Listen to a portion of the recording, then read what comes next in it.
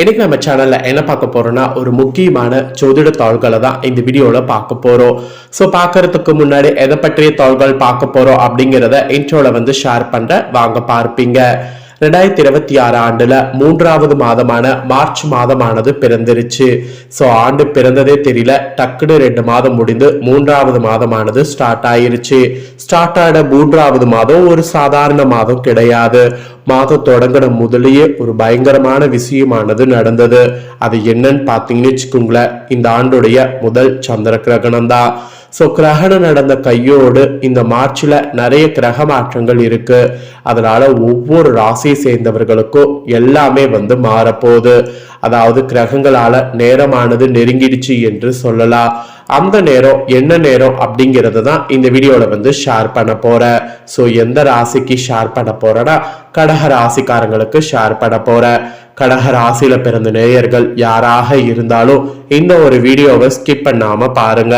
உங்க ராசியை சேர்ந்தவர்களுக்கு இந்த கிரகங்களால என்ன நேரம் உங்களுக்கு அப்படிங்கிறத தெரிஞ்சுக்குங்க. சிவன்மலை ஆண்டவர் உத்தரவு பெட்டியில எப்படி உத்தரவு பொருள் சமுதாயத்துல தாக்கங்களை ஏற்படுத்துமோ அது போலதான் கிரகங்களும் சில நேர தாக்கங்களை ஏற்படுத்தும். நம்ம எல்லாரும் நினைக்கிறோம் நம்ம லைஃப்ல நடக்கக்கூடிய எல்லாத்துக்குமே காரணம் விதிதான்ட்டு. ஆனா விதியெல்லாம் கிடையாது, எல்லாத்துக்குமே காரணம் கிரகங்கள் தான். கிரகங்கள் நமக்கு சாதகமாக அமைஞ்சா சாதகமான பலனும், கிரகங்கள் நமக்கு பாதகமாக அமைஞ்சா பாதகமான பலனும் கிடைக்கும். ஸோ கிரகங்களாலதான் எல்லாமே நடக்குது அப்படிங்கிறத நாம தெரிஞ்சு அதற்கேற்ப நாம நடந்தாவே கண்டிப்பா நம்ம லைஃப்ல பல விஷயங்களை சாதிக்க முடியும். ஸோ அந்த வகையில கடகம் ராசியை சேர்ந்தவர்களுக்கு என்ன நடக்குங்கிறத இந்த வீடியோல சொல்ல போற. கடக ராசிக்காரங்க கிரகங்களால உங்களுக்கு என்ன நடக்கும் அப்படிங்கறத தெரிஞ்சு அதற்கேற்ப நடந்து பயன் பெறுங்க. அதுக்கு முன்னாடி மார்ச்ல என்னென்ன கிரக பயிற்சிகள் நடக்கும் அப்படிங்கிறத ஷேர் பண்ற. ஏன்னா முதல்ல அதை தெரிஞ்சுக்கிறது தான் ரொம்ப நல்லது. சரி வாங்க அது என்னென்னங்கிறத பார்க்கலாம். மார்ச் மாதம் நிறைய விதமான கிரக பயிற்சிகள் நடக்க இருக்கு. இதனால தொழில்துறையில மாற்றங்கள் நிறைய காத்திருக்கு. இதுல யாருக்கு நல்லது யாருக்கு ஆபத்து அப்படிங்கிறத அந்தந்த ராசிக்காரங்க ஃபுல்லா தெரிஞ்சுக்குங்க. 2026வது ஆண்டுல 3வது மாதமான மார்ச் ஆனது ஞாயிற்றுக்கிழமை இந்த டைம் பிறந்திருச்சு. எதிர்வரக்கூடிய இந்த மார்ச் 2026 குறிப்பிடத்தக்க கிரகநிலை மாற்றங்கள் நிறைய காண இருக்கு. குறிப்பா மார்ச் 2ஆம் நாள் மீனராசியில சஞ்சாரம் செய்யக்கூடிய சுக்கிரன் மால்விய ராஜயோகத்தை உண்டாகிறார். தொடர்ந்து மிதுன ராசியில சஞ்சாரம் செய்து வரக்கூடிய குரு பகவான் வகர நிவர்த்தி அடைகிறார். இதே போன்று மார்ச் 15 அன்னைக்கு சூரியன் மீன ராசியில குடியேறுகிறார். இந்த மாதிரி சுபிட்சமான கிரகநிலை மாற்றங்கள் நிறைய வருகிறது. ஸோ மார்ச் மாதம் நிகழ இருக்கக்கூடிய இந்த கிரகநிலை மாற்றங்களுடைய தாக்கம் தான் ஒவ்வொரு ராசிக்காரங்களுக்கும் என்ன பலன் அளிக்கும் என்பதை குறித்து விரிவா ஜோதிடர்கள் சொல்லியிருக்காங்க. அதுல கடக ராசியில பிறந்தவங்களுக்கு என்ன நடக்குங்கிறத தான் இந்த வீடியோல பார்க்க போறோம். கிரகநிலை கணிப்பவர்கள் கூற்றுப்படி மார்ச் 2026 சாதகமான பலன்களை அளிக்கக்கூடிய கிரகநிலை மாற்றங்கள் பல நிகழ இருக்கு. இதுல தனிநபர் வாழ்க்கையில நேர்மறையான மாற்றங்களை கொண்டு வரக்கூடிய குரு பகவான் மார்ச்சுடைய 11ஆம் தேதி வகர நிவர்த்தி அடைகிறார். இந்த கிரகநிலை மாற்றமானது உண்மையில் சுபிட்சமான மாற்றமாக பார்க்கப்படுது. இதே போன்று கும்பராசியில மார்ச் 21ஆம் நாள் புதன் வகர நிவர்த்தி அடைகிறார். தொடர்ந்து வரக்கூடிய மார்ச் 26ஆம் நாள் செவ்வாய் கிரகம் எழுச்சி அடைகிறது. கிரகங்கள் எழுச்சி அடைகிறது, வகர நிவர்த்தி ஆகிறது. இந்த மாதிரி நிறையவே மார்ச்சில கிரக மாற்றங்கள் இருக்கு. ஸோ குறிப்பிட்ட நாள் பயிற்சின்னு பார்க்கும்போது மார்ச் 2 மீன ராசியில சுக்கிரன் சஞ்சாரம், மார்ச்சுடைய 11 மிதுனத்துல குரு வகர நிவர்த்தி, மார்ச்ல 14 கும்பத்துல புதன் வகர நிலை எழுச்சி, மார்ச் 15 மீன ராசியில சூரியன் சஞ்சாரம், மார்ச் 21 கும்பத்துல புதன் வகர நிவர்த்தி, மார்ச் 26 கும்பத்துல செவ்வாய் எழுச்சி. இந்த மாதிரி கிரகங்களுடைய பயிற்சிகள் வலுவாக இருக்கு. ஸோ இதனோட அடிப்படையில தான் கடக ராசியில பிறந்தவங்களுக்கு என்னென்ன பலன் கிடைக்கும் அப்படிங்கிறது குறிப்பிடப்பட்டிருக்கு. ஸோ குறிப்பிடப்பட்ட பலனை இப்ப இந்த வீடியோல ஷேர் பண்ண போற. ஸோ தெளிவா உங்களுக்கான பலனை தெரிஞ்சுக்குங்க. இவ்வளவு நேரம் மார்ச்ல நடக்கக்கூடிய முக்கியமான அந்த விஷயங்கள்லாம் தெரிஞ்சுக்கிட்டீங்க. இப்பதான் உங்களுக்கான பலனை சொல்ல போற. அந்த பலனை டீப்பா இந்த வீடியோல கடக ராசிக்காரங்க தெரிஞ்சுக்குங்க. தெரிஞ்சு அதற்கேற்ப நடந்து பலன் பெறுங்க. கடகராசி புனர்பூச 4ஆம் பாதம் பூஷம் ஆயில்யம் நட்சத்திரத்துல பிறந்தவங்களுக்கு நான் சொல்லக்கூடிய கணிப்பு கரெக்டா இருக்கும். ஸோ கடகராசி இந்த நட்சத்திரத்துல பிறந்தவங்க வீடியோ பாருங்க. முதல்ல உங்களுக்கு கிரகநிலை என்ன மாதிரி அமைஞ்சிருக்குங்கிறத சொல்லிடுறேன். கிரகநிலை என்ன மாதிரி அமைஞ்சிருக்குங்கிறத தெரிஞ்சுக்குங்க. ராசியில சந்திரன், தனவாக்கு குடும்பஸ்தானத்துல கேது, கலஸ்தரஸ்தானத்துல சூரியன், சுக்கிரன், புதன் வகரத்தோடு கூட சனி, ராகு, செவ்வாய், அயனசயன போகஸ்தானத்துல குரு வகரத்தோடு இந்த மாதிரி தான் கிரகநிலைகள் உங்களுக்கு அமைஞ்சிருக்கு. ஸோ இதனோட அடிப்படையில தான் உங்களுக்கு பலன்களே குறிப்பிடப்பட்டிருக்கு. சரி, என்ன பலன்கள் கிடைக்கும் அப்படிங்கிறத வாங்க அதிரடியா இந்த வீடியோல பார்க்கலாம்.